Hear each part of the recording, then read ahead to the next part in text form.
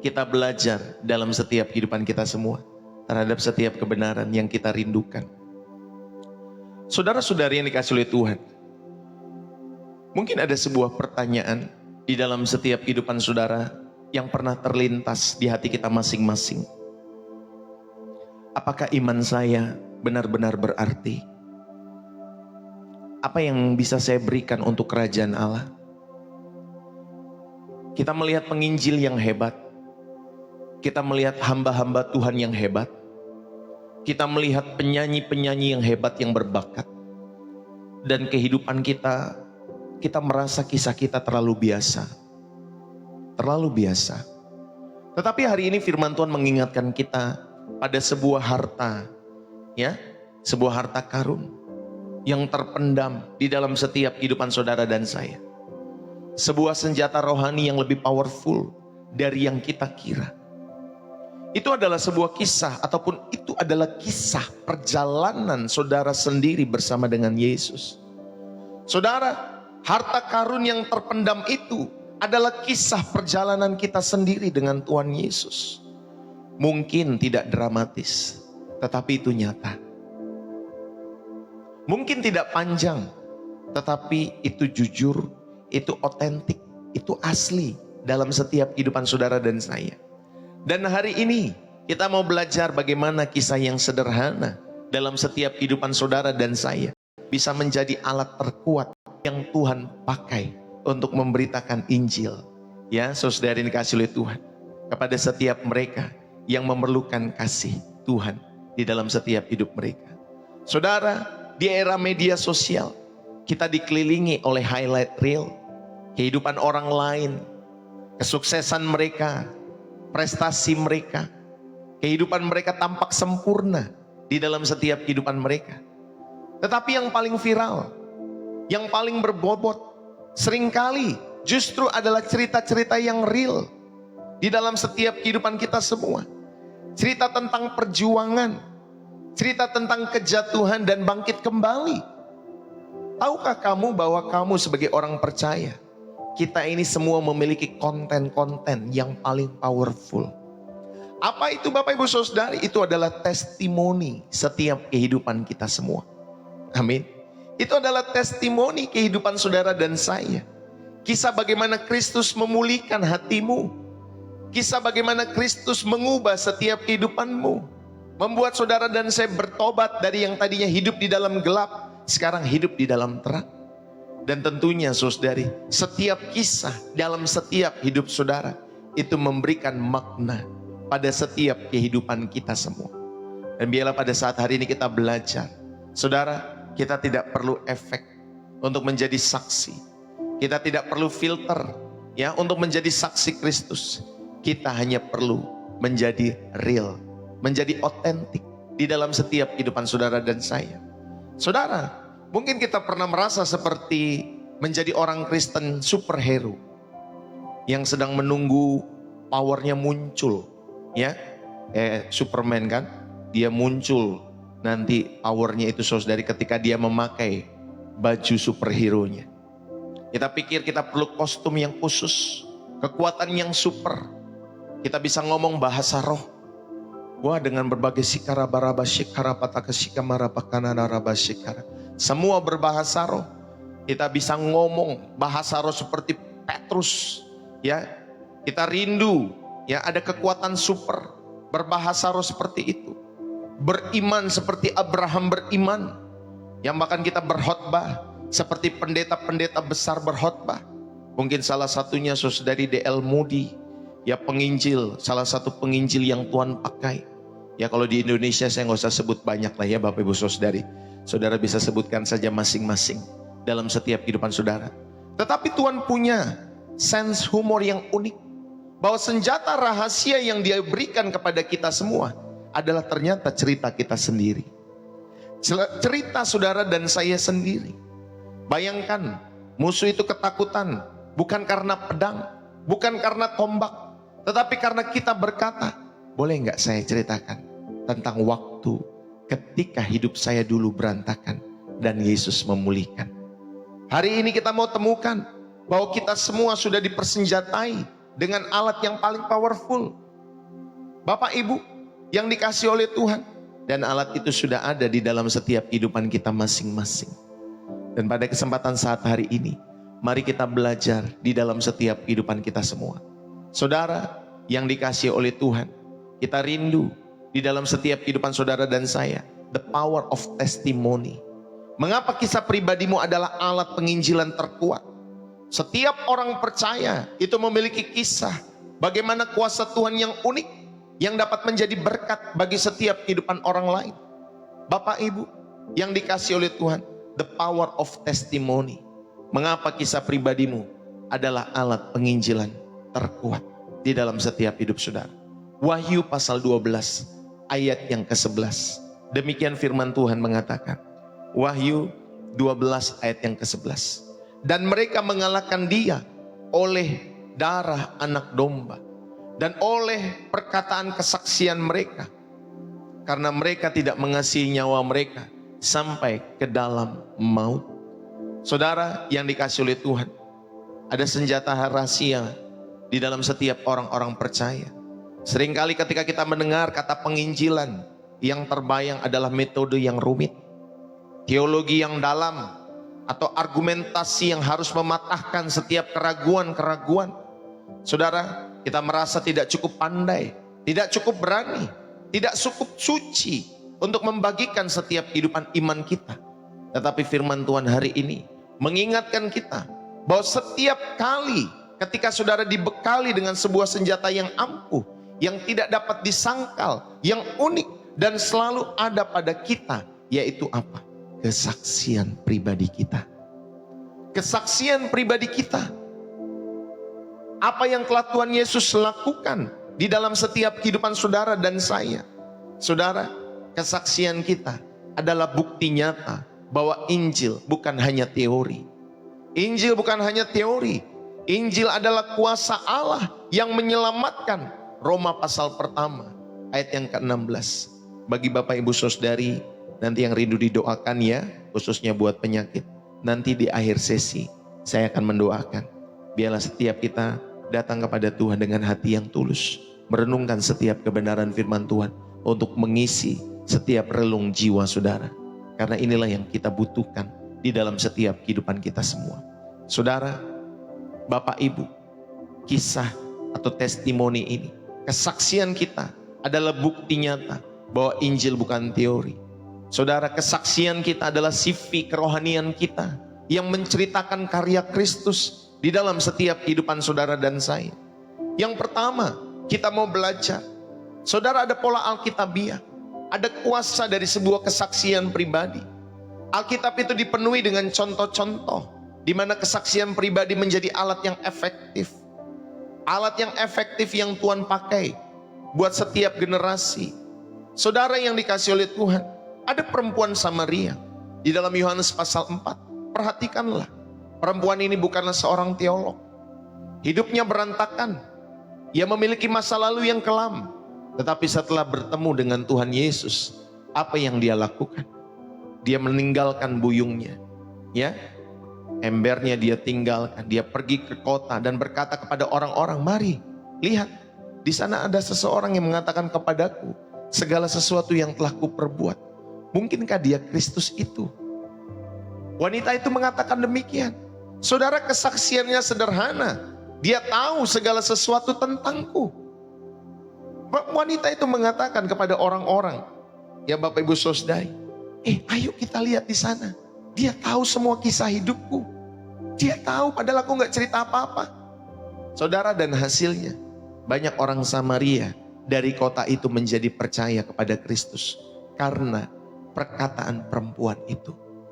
Karena perkataan perempuan itu.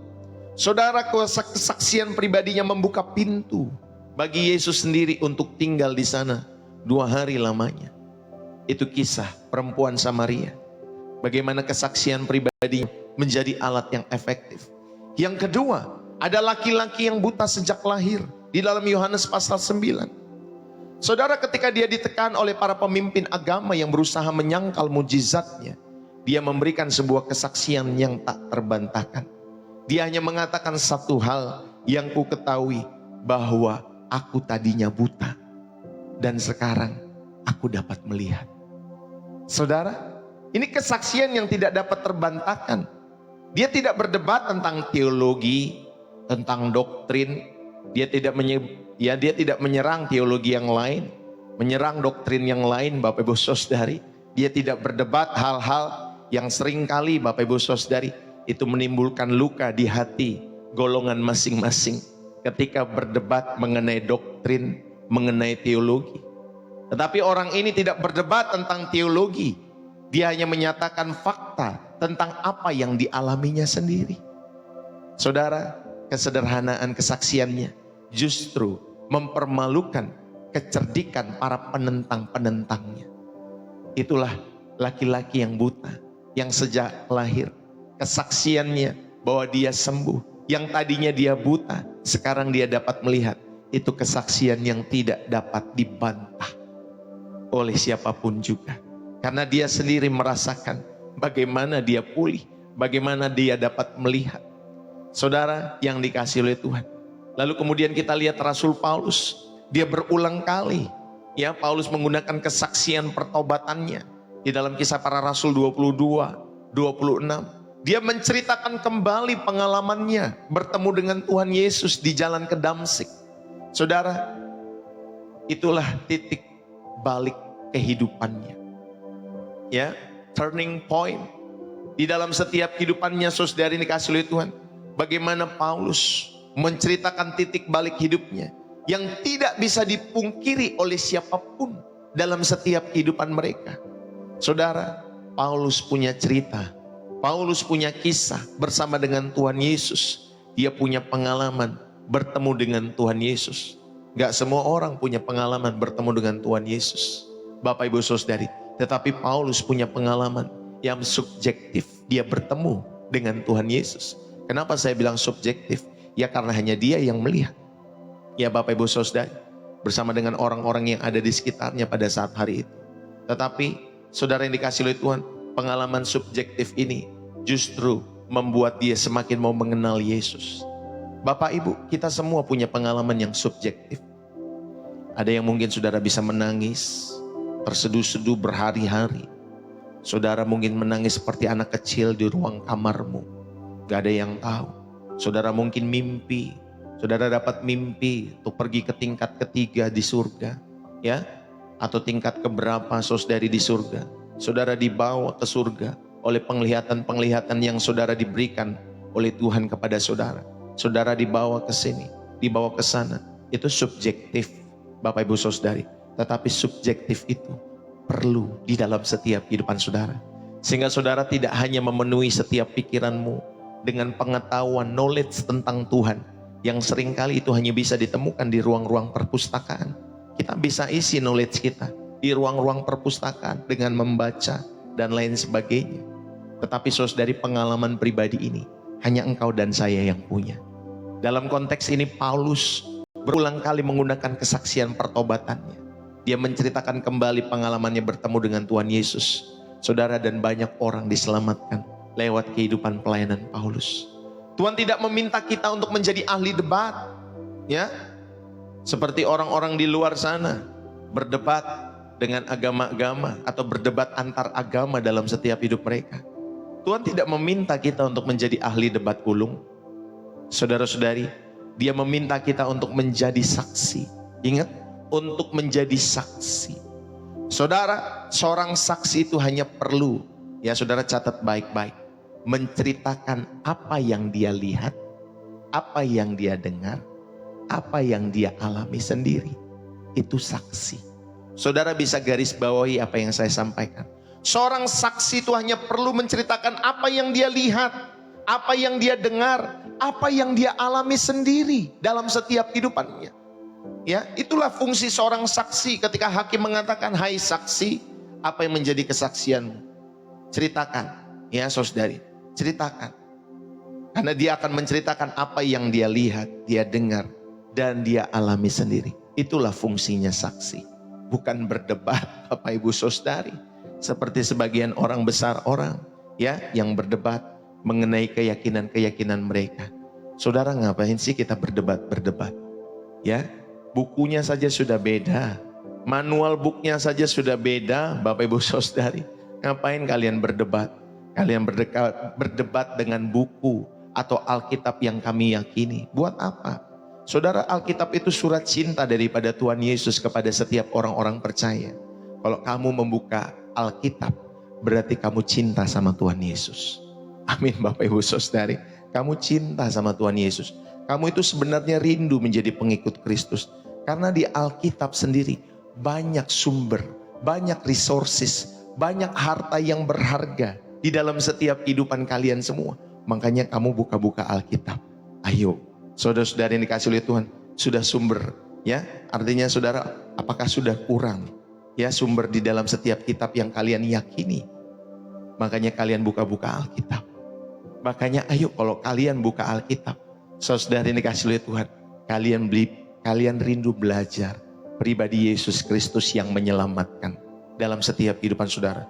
Saudara bilang, oh kamu tuh Kristen itu mah bukan ini, itu mah kamu pengikut Paulus. Saudara, Paulus itu meneladani Yesus Kristus. Dia meneladani Yesus dalam setiap kehidupannya. Sehingga dia rindu orang-orang yang percaya, meneladani setiap kehidupannya. Sama seperti dia meneladani Yesus. Sama, kita juga sama seperti, ya Bapak Ibu Saudari, seperti Paulus. Kita rindu orang-orang yang datang kepada Tuhan lewat setiap kehidupan kita semua. Boleh belajar keteladanan dalam setiap kehidupan kita. Supaya mereka percaya Yesus. Amin Bapak Ibu Saudari. Jadi ayo, saudara, Paulus itu cinta banget sama Tuhan Yesus. Dia cinta banget seperti kita juga. Kita rindu cinta mengasihi Tuhan Yesus. Sama seperti Paulus yang mencintai Tuhan Yesus.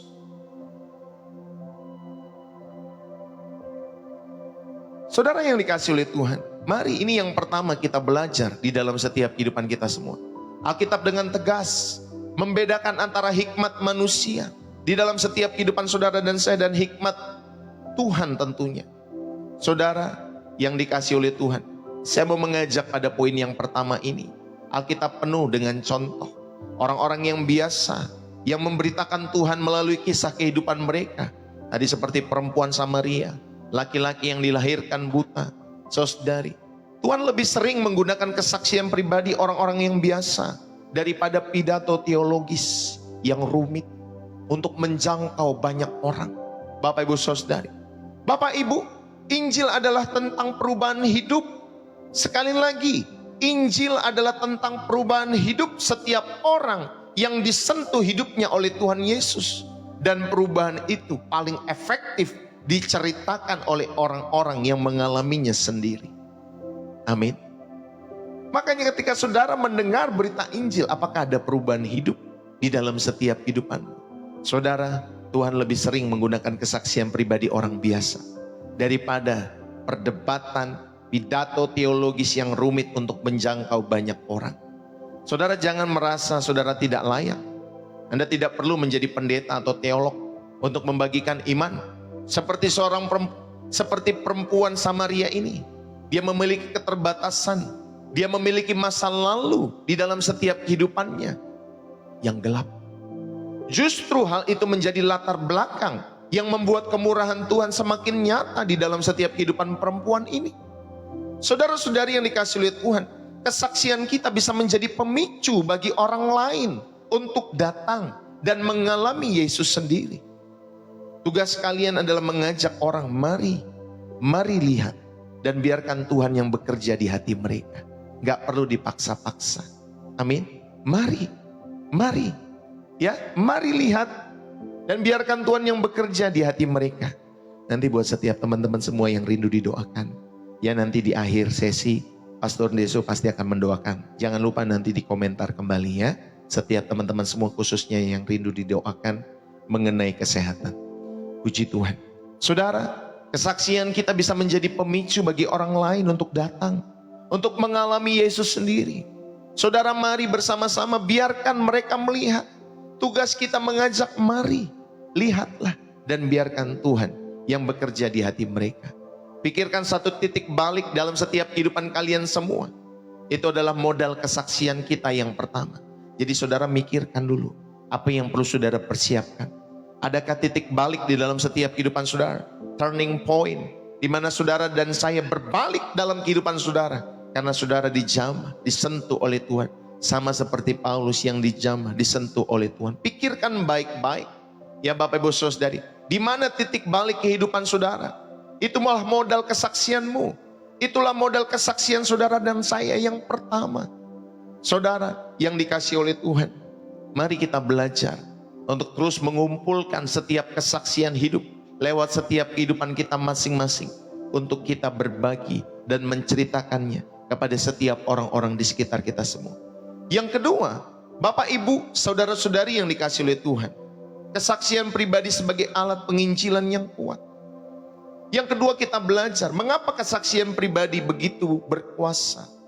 Saudara, ada 3 alasan utama. Pertama, tidak dapat disangkal. Ya, tidak dapat disangkal. Kesaksian pribadi itu begitu berkuasa, tidak dapat disangkal.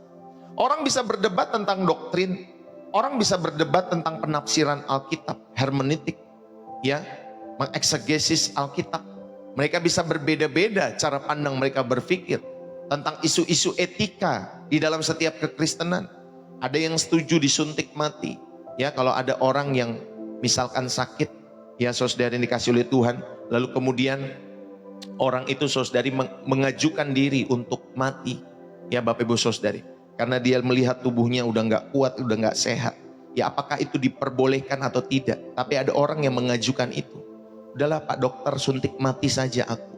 Ya, apakah etika Kristen mengizinkan hal itu, membolehkan hal itu kalau ada orang yang mau disuntik mati? Karena itu kan berarti kan dia membunuh dirinya sendiri saudari dengan disuntik mati. Nah saudari, kita bisa berbeda pandangan terhadap hal itu. Ya, ketika orang di eutanasia, disuntik mati, apakah boleh atau tidak? Ketika nanti orang dihukum, ada hukuman mati atau tidak, boleh nggak kekristenan? Ya Bapak Ibu Saudari, apakah itu dianjurkan atau tidak? Nah itu isu-isu etika. Tetapi mereka tidak dapat berdebat tentang setiap kehidupan saudara, khususnya dengan pengalaman pribadimu. Ya kita bisa berdebat tentang doktrin, tentang penafsiran, tentang isu-isu etika. Tetapi mereka tidak dapat berdebat ya dengan setiap pengalaman-pengalaman pribadi yang saudara miliki. Saudara, jika yang masa lalu saudara berkata, dulu aku hidup di dalam keputusasaan, tetapi sekarang saya memiliki pengharapan di dalam Kristus. Siapa yang bisa berdebat di dalam setiap kehidupan saudara? Kalau saudara memang memiliki pengalaman seperti itu. Dulu saya bandel, tapi sejak saya mengikuti retreat, saya dijamah oleh Tuhan. Bapak Ibu Saudara yang dikasihi oleh Tuhan, sejak saat itu saya memberikan hidup saya bagi Tuhan sampai sekarang. Dan saya menemukan keselamatan sejati di dalam Kristus. Siapa yang mendebat kisah hidup saya? Tidak ada. Tidak ada yang bisa berdebat, karena saya sendiri yang memiliki hal itu. Bapak Ibu, tidak seorang pun dapat mengatakan, tidak, kamu tidak merasakan itu. Loh, orang saya yang rasain kok. Saya yang benar-benar mengalami kok. Sama seperti Paulus. Paulus mengalami, dia berjumpa dengan Tuhan Yesus kok. Dia mengalami. Walaupun banyak orang saudara yang dikasih oleh Tuhan, mungkin itu hayalan Paulus, itu mah ini Paulus dan lain sebagainya. Saudara yang dikasih oleh Tuhan, kesaksian kita adalah otoritas tertinggi atas hidup kita sendiri. Jadi itu tidak dapat disangkal. Mengapa kesaksian pribadi begitu berkuasa? Karena tidak dapat disangkal. Yang kedua, Bapak Ibu yang dikasih oleh Tuhan, kenapa kesaksian pribadi kita berkuasa? Karena itu relatable, ya mudah dihubungkan dengan kehidupan nyata. Ya Bapak Ibu Saudari, cerita tentang perubahan hidup adalah bahasa universal yang saudara bisa bagikan kepada siapapun. Orang yang sedang bergumul dengan kecanduan, dia akan terhubung dengan kesaksian seseorang yang juga disembuhkan dari kecanduan yang sama. Orang yang patah hati akan tersentuh oleh setiap kesaksian tentang Tuhan yang memulihkan orang yang patah hati juga. Saudara, kesaksian kita itu menjembatani jurang antara agama yang terasa jauh dengan iman yang praktis, yang relevan dalam kehidupan sehari-hari. Bapak Ibu, relate. Ketika saya dulu bandel, terus kemudian saya bertobat mengenal Yesus, hidup saya diubahkan. Ketika saya bisa mendeskripsikan, menceritakan hal itu, Lalu kemudian ada orang yang mendengar, Bapak Ibu Saudari, orang-orang yang bandel, orang-orang yang ya Bapak Ibu Saudari peminum, narkoba dan lain sebagainya, saudari dikasih itu. Ketika mendengar kesaksian saya, itu relate dalam setiap hidup mereka. Dulu misalkan kalian punya rumah tangga yang hancur, terus kemudian dipulihkan oleh Tuhan. Hubungan suami istri dipulihkan dan sekarang melayani Tuhan bersama-sama. Itu relate. Buat setiap kehidupan rumah tangga juga yang demikian. Dulu saya sesuka Adam sama Adam, Eve sama Eve. Tetapi ketika Tuhan pulihkan, saudara jadi makhluk yang normal. Jadi manusia yang mengasihi Tuhan dalam setiap kehidupan saudara dan saya. Itu relevan buat setiap orang-orang juga yang memiliki latar belakang seperti itu dalam hidup mereka. Saudara, jadi ini bisa menjembatani setiap kesaksian-kesaksian hidup kita semua. Ya, ada jurang antara agama yang terasa jauh dengan iman yang praktis yang saudara dan saya hidupi dalam kehidupan sehari-hari. Agama itu seringkali terasa jauh dalam setiap kehidupan kalian semua karena tidak menyentuh area-area yang praktis.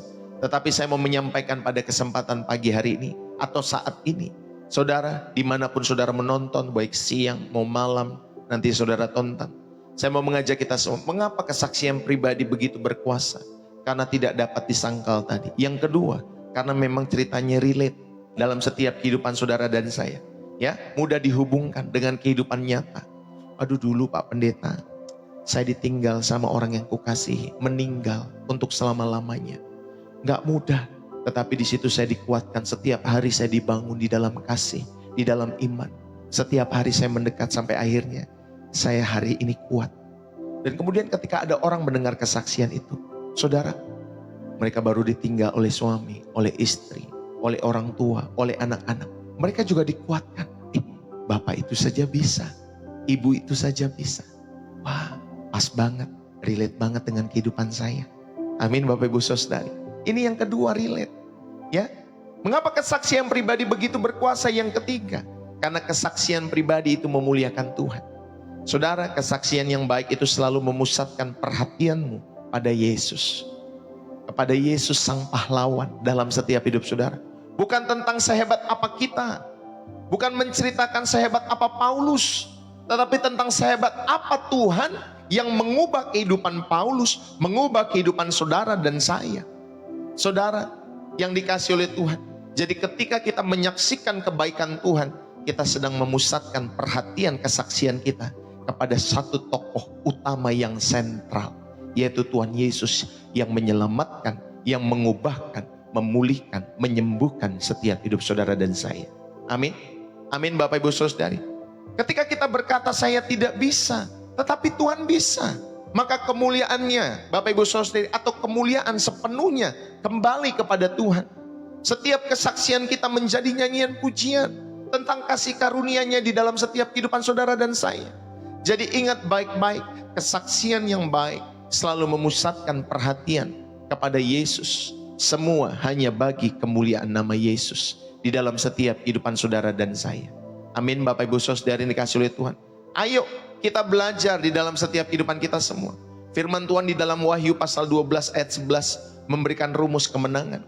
Dan mereka mengalahkan iblis oleh darah anak domba dan oleh perkataan kesaksian mereka.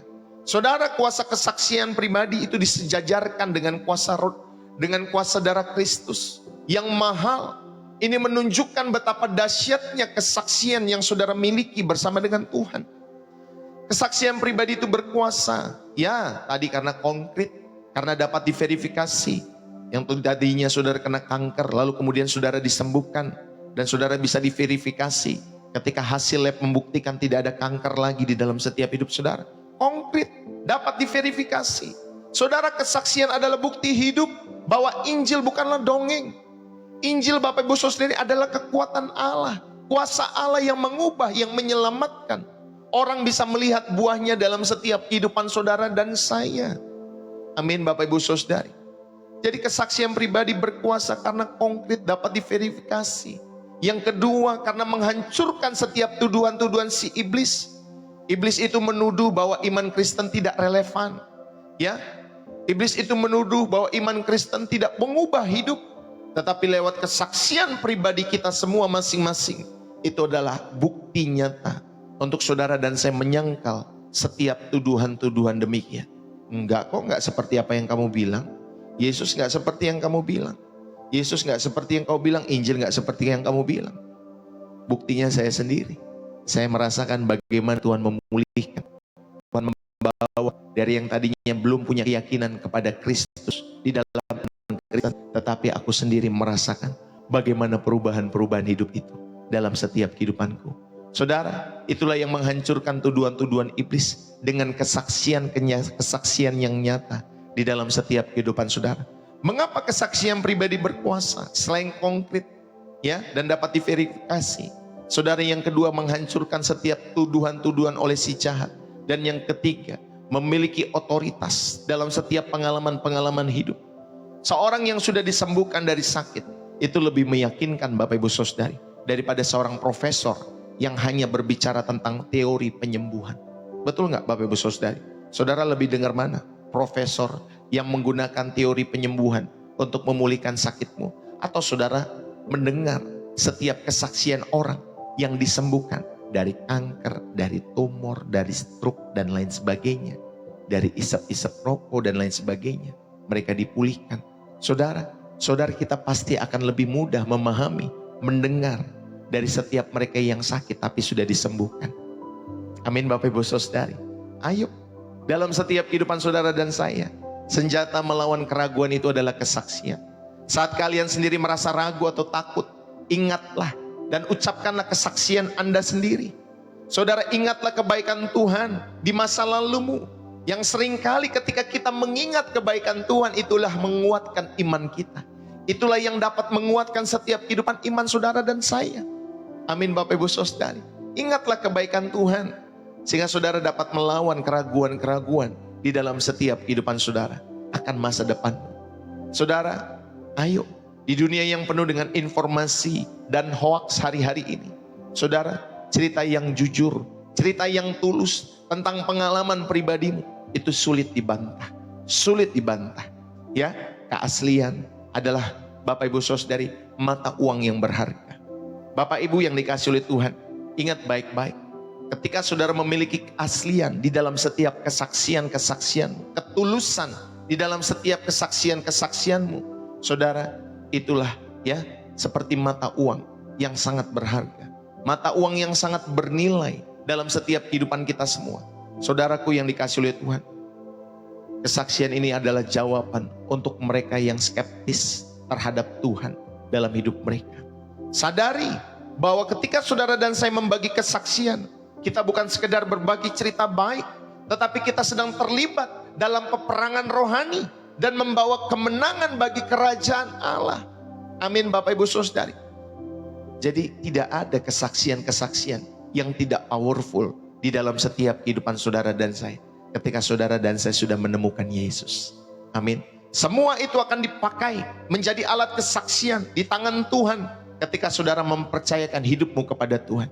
Dan saudara terus berubah dalam setiap perjalanan hidupmu masing-masing. Inilah bagian kedua. Saudara diingatkan mengapa kesaksian pribadi begitu berkuasa di dalam setiap kehidupan saudara dan saya.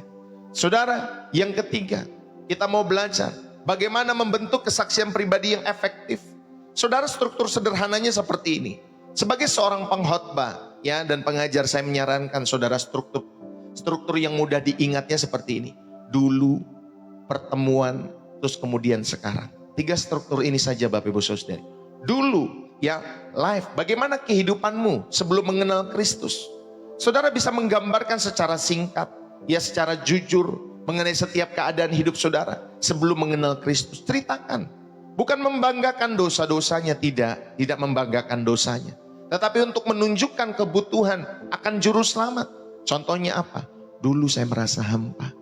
Dulu saya terganggu mental saya. Dulu saya sakit. Dulu saya pribadi yang benar-benar rusak. Ya dulu ya saya mata keranjang. Dulu saya suka sesama dan lain sebagainya. Dulu saya merasa hampa dan terus mencari kepuasan di dalam pekerjaan dan harta. Ya itu dulu. Ya temukan ya Bapak Ibu Saudari dikasih oleh Tuhan, bagaimana kita membentuk kesaksian pribadi kita yang efektif. ceritakan kamu yang dahulu. Amin Bapak Ibu Saudari. Temukan kamu yang dahulu. Dulu saya emosian. Dulu saya suka main tangan. Dulu. Gambarkan secara singkat.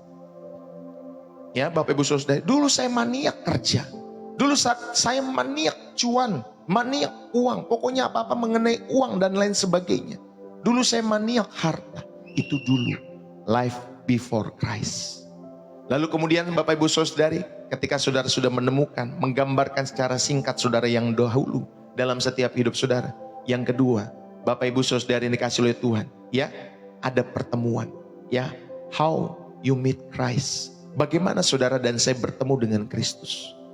Ketika kehidupan yang dulu itu, yang gelap itu, saudara, lalu kemudian bagaimana saudara bertemu dengan Kristus. Ceritakan momen, ceritakan prosesnya. Di mana kalian menyadari kebutuhan akan Yesus. Dan bagaimana kalian menerimanya sebagai juru selamat pribadi kalian semua. Ceritakan sederhana saja. Fokuslah pada apa yang Yesus lakukan. Bukan perasaan kita semata. Contohnya apa? Contohnya demikian. Contohnya suatu hari seorang teman membagikan bahwa Yesus mengisi kekosongan itu. Lalu kemudian saya pun berdoa. Ketika teman saya membagikan bagaimana Tuhan Yesus mengisi kekosongan hatinya. Saya pun juga berdoa, Tuhan, aku pengen mengisi. Aku rindu Engkau mengisi setiap kekosongan hidupku. Lalu kemudian sejak saat itu, aku menyerahkan hidupku kepada Tuhan Yesus.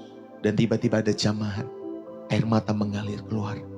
Lalu kemudian hidup saya sehari-hari terus berubah. Semakin mengasihi Yesus, mencintai Yesus. Tidak ada satupun doa pagi yang saya lewatkan. Itu salah satu contoh. Bapak Ibu Saudari dikasih oleh Tuhan. Ya. Bagaimana Tuhan Yesus melawat setiap kehidupan saudara. Kalau saya pribadi, pertemuan ini ketika saya mengikuti retreat anak muda saat itu. Wah, saya nangis kejar-kejar Bapak Ibu Saudari. Itu retreatnya di daerah Lampung. Ya, saya bertobat di Lampung Bapak Ibu Saudari. Ya, di gereja saya yang sebelumnya. Ya, itu saya berdoa. Ketika saya mengikuti retreat anak-anak muda, kemudian saya didoakan, saya menangis. Ya, saya gak berbahasa roh, tapi saya menangis. Saya mengingat setiap dosa-dosa yang sudah saya perbuat. Masa lalu yang kelam. Begitu kotornya setiap kehidupan saya. Sampai pada saat itu, saya menemukan Tuhan menjamah hati saya. Saya menangis terseduh-seduh. Saudara yang dikasih oleh Tuhan, mungkin orang yang melihat, mungkin saya berbahasa roh juga pada saat itu. Ya, saudara yang dikasih oleh Tuhan sejak saat itu, saya punya kerinduan untuk memberikan hidup saya bagi Kristus. Apapun. Sampai akhirnya saya memberikan hidup saya. Sebenarnya saya sudah sekolah diploma 3 ya, IT Bapak Ibu Saudari. Lalu kemudian saya sudah bekerja ya, setahun 2 tahun di sebuah perusahaan pada saat itu. Tetapi pada tahun-tahun atau bulan-bulan belakangan Saudari, atau tahun belakangan, itu hati begitu kuat untuk saya mengambil atau ya memberi hidup untuk sekolah Alkitab ya, sekolah pendeta, sekolah teologi ya Bapak Ibu Saudari. Akhirnya saya meninggalkan pekerjaan saya. Dan saya menerima Yesus, meninggalkan pekerjaan dan hidup bagi Kristus sejak saat itu. Saudara, ini proses yang panjang. Tapi setidaknya ceritakan yang sederhana saja ya. Di dalam setiap kehidupan kalian semua. Bagaimana pertemuan itu? Bagaimana pertemuan yang singkat itu? Yang akhirnya membuat saudara dan saya berubah. Amin. Bapak Ibu Saudari. Jadi ceritakan yang dulu ya. Saudara gambarkan secara singkat. Lalu bagaimana pertemuan saudara bersama dengan Tuhan Yesus. Bagaimana pertemuan itu mengubah setiap kehidupanmu. Dan yang terakhir, bagaimana sekarang? Bagaimana sekarang? Setelah pertemuanmu dengan Tuhan Yesus, bagaimana sekarang? Ya, life after Christ. Bagikan setiap perbedaan yang Kristus buat dalam setiap kehidupan saudara yang sekarang. Ini adalah bagian yang penuh dengan pengharapan. Contohnya apa? Oh, sekarang puji Tuhan Pak Pendeta, saya memiliki damai sejahtera. Saya memiliki tujuan hidup yang jelas, yang bold. Bukan berarti masalahnya hilang ya Bapak Ibu Saudari ya. Tetapi saya memiliki kekuatan Pak Pendeta. Untuk memiliki pengharapan, untuk menghadapi setiap masalah-masalah saya. Terima kasih buat setiap sentuhan. Bagaimana Tuhan Yesus menyentuh setiap kehidupanku. Dan sekarang saya diubahkan. Amin Bapak Ibu Saudari. Ya, inilah struktur yang sederhana. Ya, temukan dulu, bagikan atau gambarkan secara singkat saudara yang dulu. Lalu kemudian bagaimana saudara bertemu dengan Tuhan Yesus. Dan yang ketiga, bagaimana sekarang ketika saudara sudah bertemu dengan Tuhan Yesus. Amin Bapak Ibu Saudari. Ayo, kuncinya untuk saudara membagikan setiap kesaksian pribadi ini di dalam setiap kehidupan saudara, jujur. Jangan saudara buat-buat. Ya, jujurlah. Saya pernah menemukan orang muda, ini saya ingat loh, tiba-tiba saya ingat loh. Puji Tuhan Roh Kudus ingatkan. Saya pernah menemukan orang muda, dia pengkhotbah. Pada waktu itu saya masih muda, ya saya belum menikah. Tapi saya ingat Bapak Ibu Saudara, dia masih muda, Tuhan pakai hidupnya. Dia berkhotbah di satu gereja ke gereja yang lain. Dan pada saat itu dia berkhotbah di gereja kami, di komunitas anak muda kami. Dia berkhotbah bagaimana Tuhan memberkati, memulihkan hidupnya. Ya Bapak Ibu Saudara, memberkati usahanya dan lain sebagainya. Tuhan memberkati dia. Akhirnya memiliki mobil. Ya, Tuhan mengubah setiap kehidupan yang tadinya pecandu. Dia bertobat Bapak Ibu Saudara. Dia buat lewat setiap testimoni kesaksiannya. Tetapi beberapa bulan kemudian, ternyata setiap kesaksian yang dia buat itu palsu. Palsu Pak. Ya, jadi dari tempat dia bekerja, bosnya menemukan, pemimpinnya itu menemukan saudari. Ternyata anak ini berbohong. Padahal sudah berkhotbah loh. Sudah bersaksi loh. Saudara, untuk kesaksian hidup yang efektif, Bapak Ibu Saudari, ayo jujur. Saya nggak sebutkan namanya ya saudari. Nanti bisa malu orangnya saudari. Tetapi setidaknya saudari, saya pernah menemukan kisah itu. Ya, dalam setiap kehidupan pelayanan saya pada saat itu. Ya, saudari berkhotbah di mana-mana. Ya, ternyata testimoninya bohong. Bohong, Pak. Jadi kuncinya ayo, saudara yang dikasih oleh Tuhan jujurlah.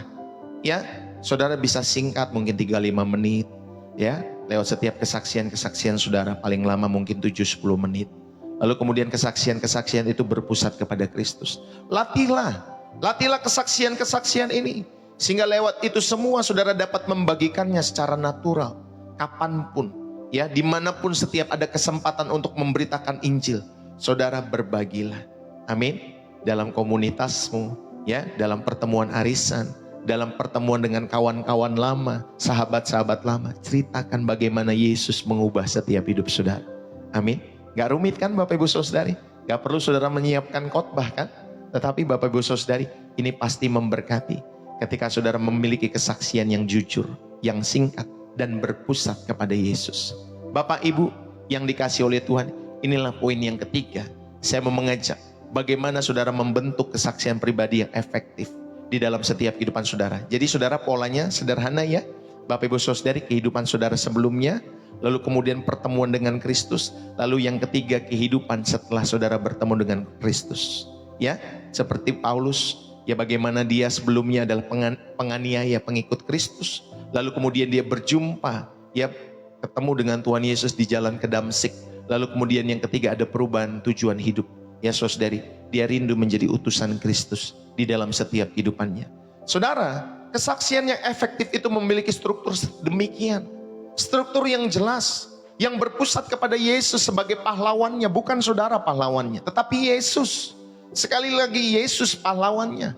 Bukan tentang betapa hebatnya saudara membangun gereja, membangun denominasi, tetapi Kristuslah pusatnya. Betapa hebatnya Tuhan yang mengubah setiap kehidupan saya, termasuk masa lalu saya yang mungkin tadinya emosian dan lain sebagainya, sekarang lebih lembut. Ya Bapak Ibu Saudari, ya puji Tuhan.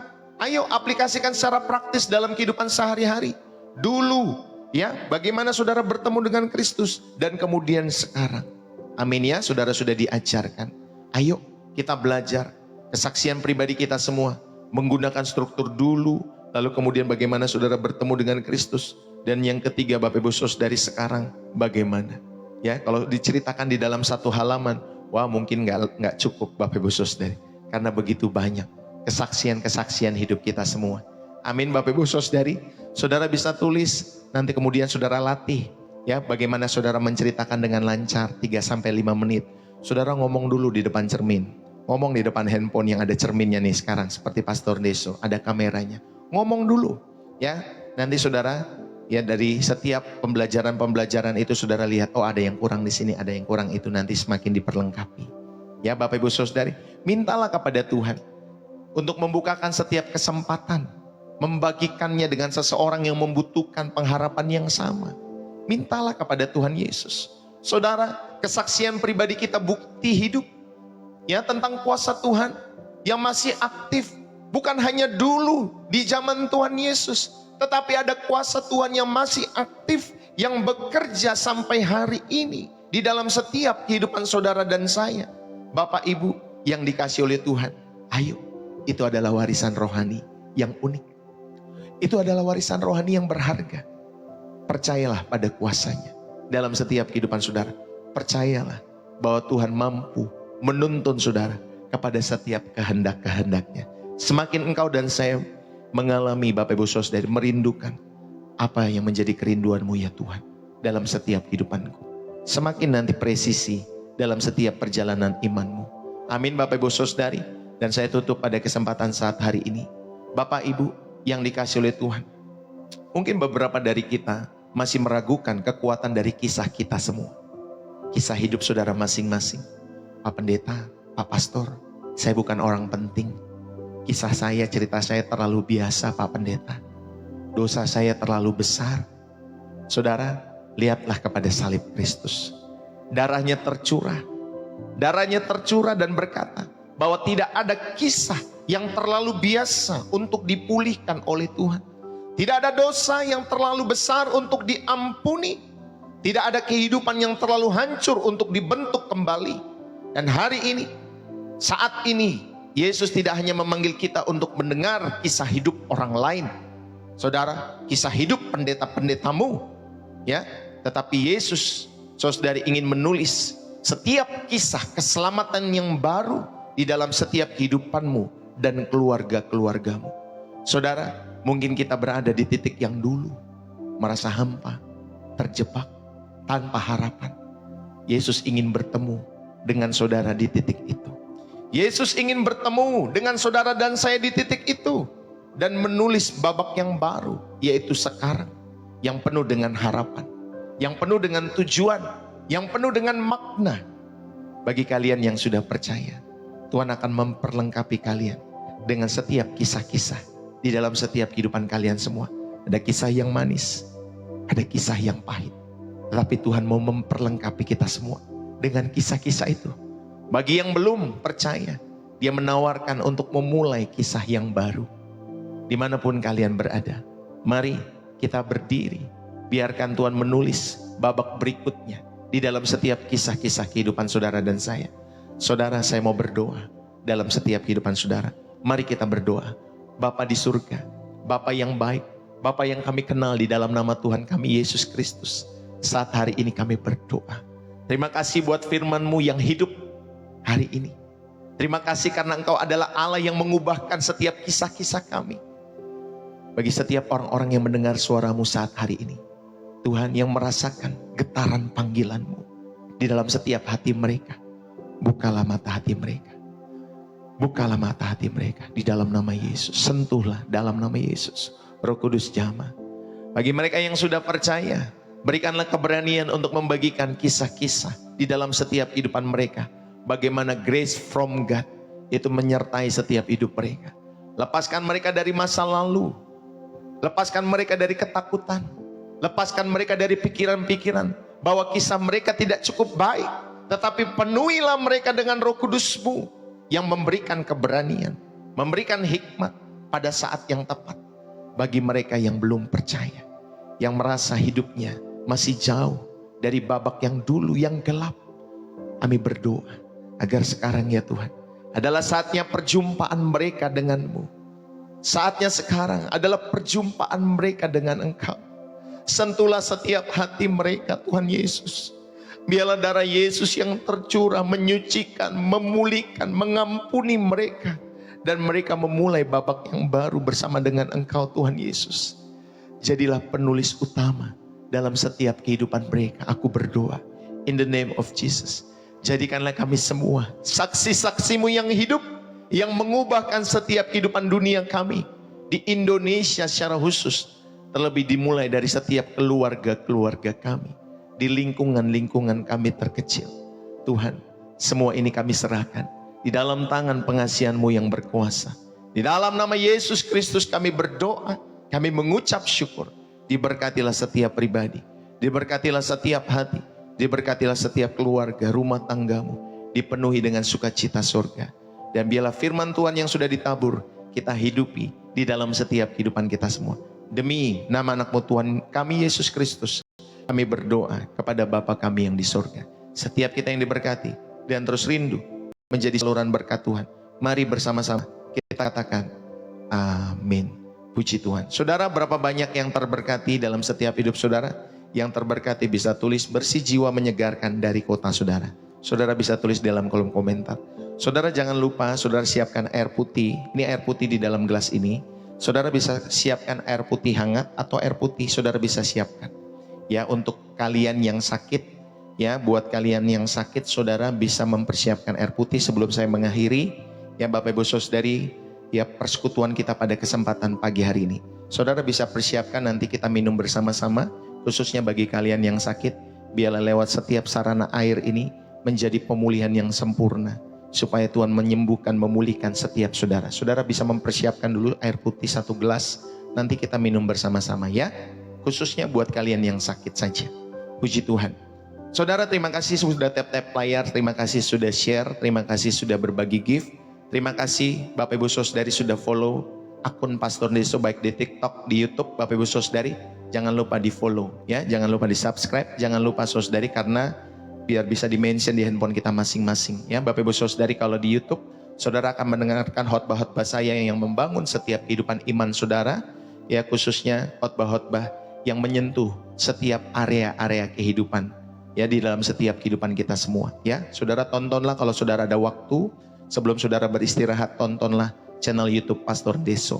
Kalau setiap pagi saudara seperti ini ya, dari jam 7:30 sampai jam 9-an, saudara bisa mendengar dengan lengkap ya, bersentuhan langsung dalam setiap hadirat Tuhan, live ya, tanpa dibuat-buat dan lain sebagainya.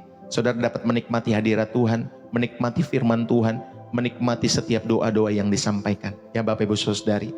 Terima kasih bagi Bapak Ibu Saudari yang sudah juga memberikan persembahan syukur, persembahan kasih, persepuluhan, donasi, support, kolekte ya. Kalau saudara mau jadi donatur tetap, Pastor Deso juga mengucapkan terima kasih buat setiap saudara-saudara yang sudah memberikan persembahan syukur, kasih, dan juga persembahan-persembahan khusus. Thank you buat kalian semua yang sudah memberikan setiap hari, per periode waktu, per minggu. Terima kasih buat kalian semua ya. Bagi Bapak Ibu Saudara yang dikasih oleh Tuhan yang rindu untuk ikut mendukung pekerjaan Tuhan lewat channel Pastor Deso Ministry, Bapak Ibu Saudara yang dikasih oleh Tuhan, saudara rindu memberikan persembahan syukur, persembahan kasih, persepuluhan, donasi, support, kolekte, apapun namanya. Kalau saudara terberkati dan Roh Kudus menggerakkan hati, Bapak Ibu Saudari dapat memberikan persembahan syukur itu lewat bio profil saya di kiri atas.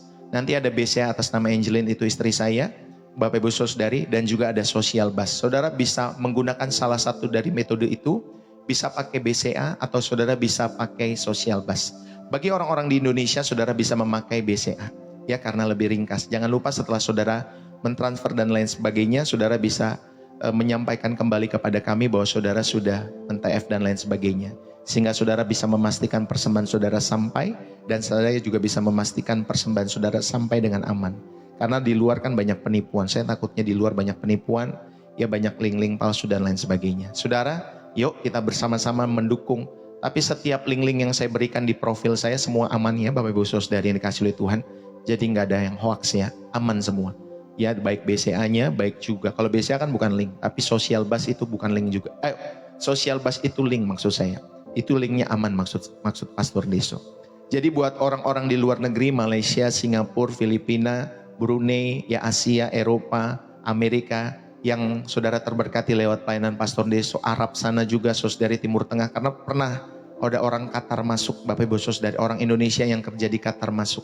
Ya, jadi bagi Bapak Ibu Saudari yang rindu untuk mendukung pelayanan Pastor Deso, khususnya yang bagi kalian yang tinggal di luar negeri, saudara bisa menggunakan social bus. Puji Tuhan, itu saja yang bisa saya sampaikan pada kesempatan saat hari ini.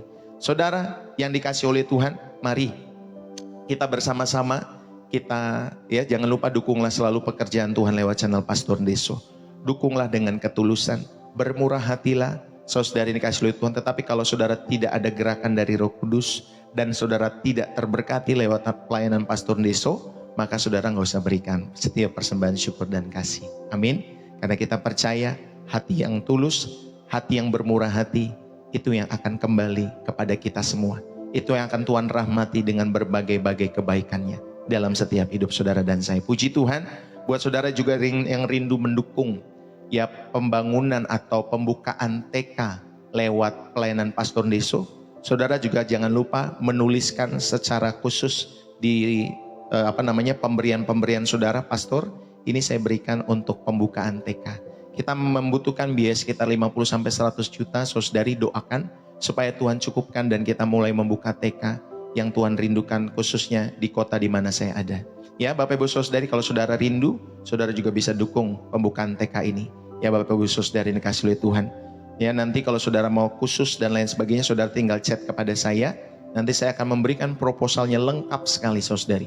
Buat saudara yang memang Roh Kudus menggerakkan hatimu. Puji Tuhan, itu saja yang bisa saya sampaikan pada kesempatan saat hari ini. Saudara, nanti siang ada program Worship and Prayer bersama Ibu Gembala jam 11. Saudara nantikan program itu, di sana saudara akan didoakan secara khusus satu persatu. Ya, kalau Ibu Gembala sudah berdoa itu bisa 2, 3, 4 jam Bapak Ibu Saudari ya. Jadi saudara nantikan nanti jam 11-an siang ya. Bagi saudara yang rindu didoakan, jangan lupa bergabung dalam channel Pastor Deso jam 11 siang nanti ya, hari Rabu, setiap Rabu siang. Puji Tuhan. Yuk kita persiapkan air kita pada kesempatan pagi hari ini. Saudara, air ini hanya sebagai sarana ya, bukan sebagai sumber penyembuh. Sumber penyembuh adalah Tuhan Yesus. Jadi buat saudara yang sedang sakit, mari kita minum bersama-sama air ini, kita berdoa sebelum kita minum. Tuhan, terima kasih, jadikan Tuhan air ini sebagai media untuk Engkau, namamu dipermuliakan. Khususnya buat setiap kami yang sakit, aku berdoa sembuhkan di dalam nama Yesus. Ketika kami meminum air putih yang hangat ini, Tuhan, biarlah bilur-bilur darah-Mu menjamah setiap pribadi-pribadi yang sedang sakit, dimanapun mereka berada, di area kepala mereka, di area tubuh mereka, di area tangan mereka, di area punggung mereka, di area kaki mereka, betis mereka, telapak kaki mereka, Tuhan, di jari-jari mereka, di mata mereka, di pendengaran mereka, bahkan di dalam setiap organ-organ tubuh mereka yang sedang sakit. Aku berdoa, air ini yang akan kami minum bersama-sama boleh menjadi alat kesembuhan. Di dalam nama Yesus, oleh bilur-bilur darah Yesus, kami meminumnya in the name of Jesus. Mari sama-sama kita meminumnya dalam nama Yesus. Haleluya.